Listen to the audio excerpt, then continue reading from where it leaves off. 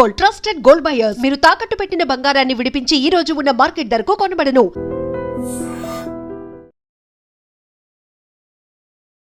నమస్కారం, welcome to I dream. ధర్మ మార్గం విత్ విజిత కార్యక్రమానికి స్వాగతం.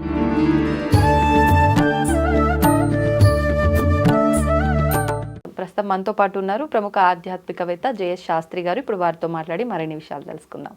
నమస్తే అండి. నమస్కారం అమ్మ.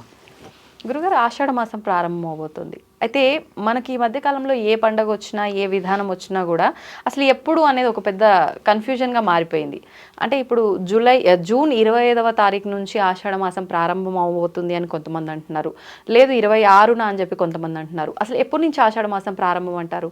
శ్రీ గురుభ్యో నమః. శ్రీ మహాగణాధిపతే నమః. శ్రీ మహాసరస్వత్యే నమః. హరి ఓం శ్రీమాత్రే నమః. ముఖ్యంగా మనకు ఈ ఆషాఢ మాసం ప్రారంభం అనేటువంటిది 26వ తారీఖు ప్రారంభమవుతుంది.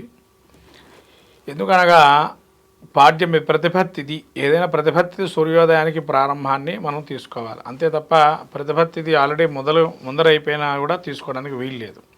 ప్రతిపత్తిది ప్రారంభమే మనం తీసుకోవాలి. ఇప్పుడు 26న ప్రతిపత్తిది వస్తుంది. అట్లాగే విధియ కూడా ఆ రోజు కొద్దిగా ప్రవేశిస్తుంది. కానీ మర్నాడు 27 మనకు జగన్నాథ రథయాత్ర ఉంది, శుక్రవారం రోజు.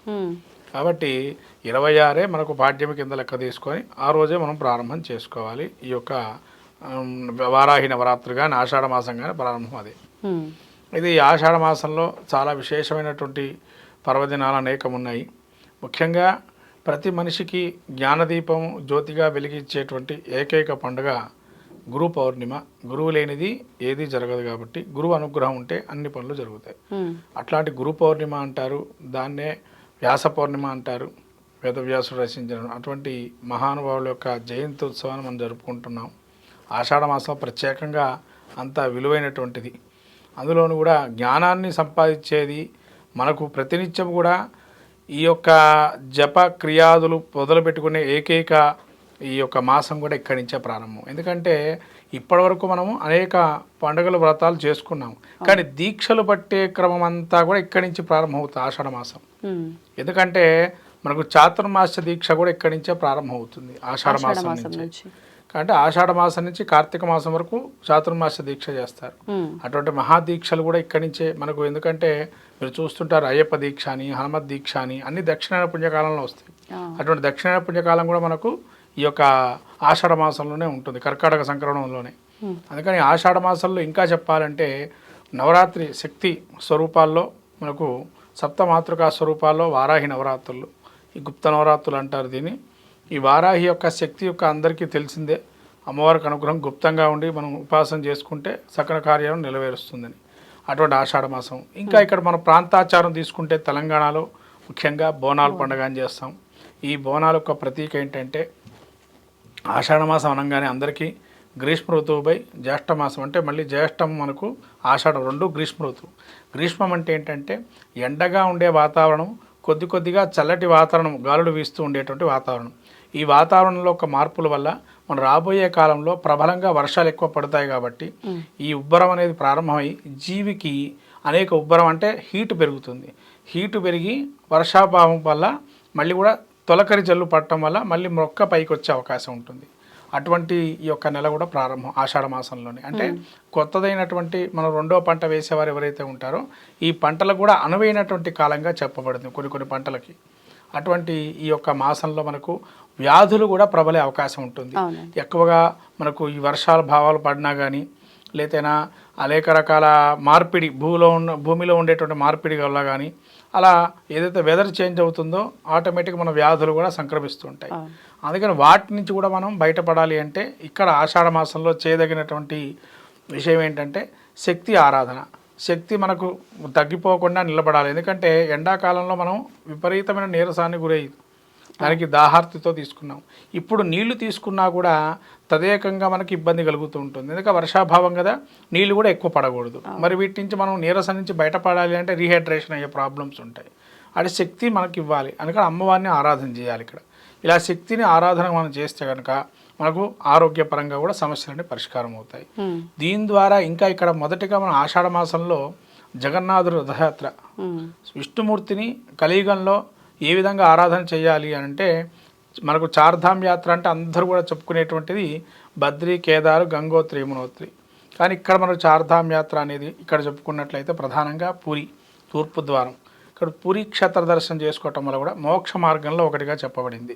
ఇక్కడ పూరి కానీ మనం దర్శనం చేసుకున్నా కూడా ఆ జగన్నాథుడి యొక్క అనుగ్రహం వల్ల మనకు ఉండేటువంటి బాధలు కావచ్చు, ప్రేమతత్వాన్ని అక్కడ మనకు మీకు ఇక్కడ చూడండి, ఎక్కడైనా భార్య భర్త అనే స్వరూపాలతో శివుణ్ణి కానీ విష్ణుమూర్తిని చూస్తాం.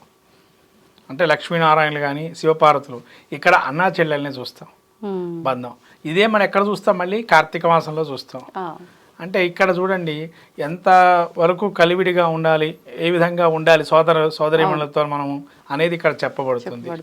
వీటితో పాటు ఆషాఢ మాసంలో అంటే కొత్తగా పెళ్ళైన నూతన వధూవరుల్లో ఒకరికొకరు అంటే అత్త కోడలు ఒకే ఇంట్లో ఉండకూడదు అని, అత్త అల్లుడు మొహం చూసుకోకూడదు అని చెప్పి ఎక్కువగా ఆడపిల్లని పుట్టింటికి పంపిస్తూ ఉంటారు.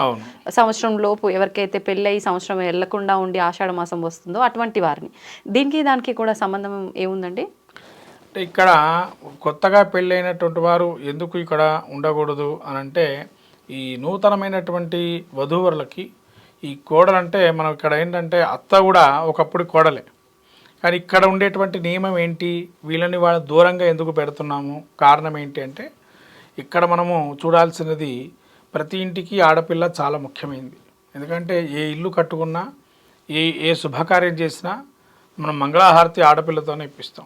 మంగళహారతి అంటే లక్ష్మీదేవి స్వరూపంగా పూజ చేస్తాం. ఎందుకంటే ఆ ఇంటి ఆడపిల్ల ఆ ఇంట్లోకి వెళ్తే కనుక వాళ్ళకి లక్ష్మీ ప్రాప్తి కలుగుతుందని. ఈ ఆషాఢ మాసంలో ఎవరైతే వాళ్ళ సొంత అంటే పుట్టింటికి వెళ్ళి అక్కడ ఈ గోరింటాకు మనం పెట్టుకునేటువంటి కార్యక్రమం కూడా చేస్తారు. అంటే శుభానికి సంకేతంగా చెప్పబడింది. అంటే ఎవరైనా ఇక్కడ శుభాలు జరుగుతాయి, పెళ్ళిళ్ళు జరిగినా గృహప్రవేశాలు జరిగినా ఇవాళ అది పెట్టుకుంటారు గోరింటాకు శుభానికి సంకేతంగా. అట్లనే మనకు ఏదో పచ్చగా ఉంటుంది అని చెప్పి ఈ విధంగా మనం ఆ ఆడపిల్ల మన ఇంట్లో నుంచి వాళ్ళ ఇంటికి వెళ్ళడం కూడా కారణం ఏంటంటే లక్ష్మీదేవిని మనం వాళ్ళ ఇంట్లో తెచ్చుకోవటం.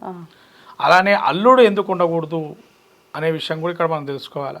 అల్లుడు ఎందుకు అత్త ఇంటికి అంటే అత్త ఇంటికి వెళ్ళకూడదు, విడిగా బయట ఎక్కడ కలిసినా పర్వాలేదు అంటారు, ఇంటికి మాత్రం వెళ్ళకూడదు అని అంటారు. కారణం ఏంటంటే ఇక్కడ మీరు అన్నట్టు క్షేత్రం యొక్క మహత్యం కూడా ఇక్కడ ఉంటుంది. ఎందుకంటే అన్నా చెల్లెళ్ళ యొక్క స్వరూపాన్ని ఇక్కడ మనం చూడాలి. ఎందుకు పెట్టాడు దేవుడు మరి తెలియకుండా తెలుసో ఇక్కడ అపురి జగన్నాథుడి యొక్క మనం క్షేత్రాన్ని చూస్తున్నాం. ఇక్కడ వాళ్ళకి సపరేట్గా ఒక పండగగా ఏర్పాటు చేశారు. 7 రోజులు ఉంటుంది అది రథయాత్ర. ఈ అల్లుడిని కూడా ఎందుకు రావద్దంటే జామాతర దశమగ్రహం అని అంటారు. అంటే అతని వల్ల ఏమన్నా ఇబ్బందులు వచ్చి ఆరోగ్య సమస్యలు వచ్చినా ఇంట్లో వాళ్ళకి కానీ వీళ్ళకి కానీ లేదా వీళ్ళ వల్ల ఆయనకు కానీ సంక్రమించినా అలా నూతనంగా ఉండేటువంటి వారికి కొంత ఈ వర్షాభావ పరిస్థితిలో ముఖ్యంగా ఈ కలవకూడదని అంటారు జనరల్గా వధూవరుల్ని. ఎందుకంటే ఇక్కడ మనిషి శరీర లక్షణం నీరసం అయిపోయి ఉంటుంది.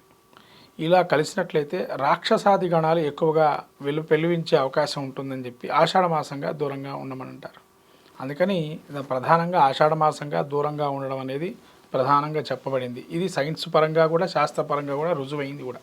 ఎందుకంటే అంగవిహీనంగా పుట్టడము లేదా అంగాలకి సంబంధించిన ఇబ్బందులు కలగటము, ఈ రాక్షసులు పెళ్లి విలిచే అవకాశం ఎక్కువగా ఉంటుంది ఆషాఢ మాసంలోనే. గ్రహాది ఎందుకంటే మనకు సప్తమారుతులను ఉంటాయి, 7 రకాల గారులు. అట్లా ఈ ఆషాఢ మాసంలో వ్యాధుల నుంచి బయటపడాలంటే శక్తి ఆరాధన చేయాలి. అందుకని ఇవన్నీ కూడా ఒక్కొక్క లక్షణం ఉన్నాయి. అంటే ఒకరి అభిప్రాయం వాళ్ళని అనుకోండి. ఈ యొక్క అభిప్రాయం ఏంటంటే ఇక్కడ వ్యాధుల నుంచి బయటపడటానికి అదనే వాళ్ళు కూడా పుట్టేటువంటి శిశువు కూడా మంచి సుభిక్షంగా మంచిగా పుట్టాలని. దక్షిణ పుణ్యకాలం అంటే ఇది రాత్రి సమయం, వాళ్ళకి దేవతలకి రాత్రి సమయం అవుతూ ఉంటుంది. అందుకని ఈ యొక్క సమయాన్ని వర్జనీయం అన్నారు. అందుకని మనకు ఏదైనా జపాదులు క్రియాదులకి వీటిని ఉపయోగించుకోవాలి ఈ యొక్క మాసాన్ని. అట్లానే మీరు అన్నట్టుగా నేను చెప్పినటువంటి ఏవైతే పండుగలు ఉన్నాయో ఇవన్నీ కూడా శక్తి బ్రహ్మచర్యాన్ని పాటిస్తూ చేయాల్సినవి. ఇవన్నీ చేస్తే ఆషాఢ మాసంలో మన శక్తిని పొందించి తర్వాత కాలంలో వచ్చే పండుగలన్నిటికీ కూడా మన శక్తిని ఇక్కడి నుంచే ప్రారంభం చేస్తాం. ఏదైనా మన శక్తిని పొందాలి అని అంటే ఈ వారాహి నవరాత్రులతో పాటు వచ్చే అనేకమైన ఉన్నాయి. తొలి ఏకాదశి కూడా ఇక్కడి నుంచే ఉంది. ఈ తొలి ఏకాదశి కూడా విష్ణుమూర్తి ప్రత్యేకంగా దేవతలకి వాళ్ళకి రాత్రి సమయం అంటే మనకు ప్రథమ పండగగా తొలి ఏకాదశి చెప్పారు. అందుకని తొలి ఏకాదశి నుంచి ఎవరైతే ఉపవాసాలు ఉంటారో ఇక్కడి నుంచి కూడా ప్రారంభం చేయొచ్చు. ఏకాదశి ఉత్సవాలు ఉపవాసాలన్నీ కూడా తొలి ఏకాదశి ప్రారంభం. ఇది ఆషాఢ మాసంలో ఎవరైతే శక్తిని కానీ శివపరివారాన్ని ఆరాధన చేసినా విష్ణుమూర్తి ఆరాధన చేసినా చాలా మోక్షప్రదంగా ఉంటుంది. ధన్యవాదాలండి. దీన్ని తవ్వండి, తవ్వుతూనే శివలింగం. సరే దాన్ని అట్లా కప్పేసేయండి, చూపించదండి. Krishna is there. మూర్తి పూజ కాదు, సాక్షాత్ బ్రజేంద్ర నందన భగవాన్ ఉన్నారు మూర్తిలో. ఏమీ ఆశించకుండా ఆరాధించే వాళ్ళు కూడా ఉన్నారా ప్రభుజీ? నిజమైన భక్తి అంటే మనకు తెలియదు కాబట్టి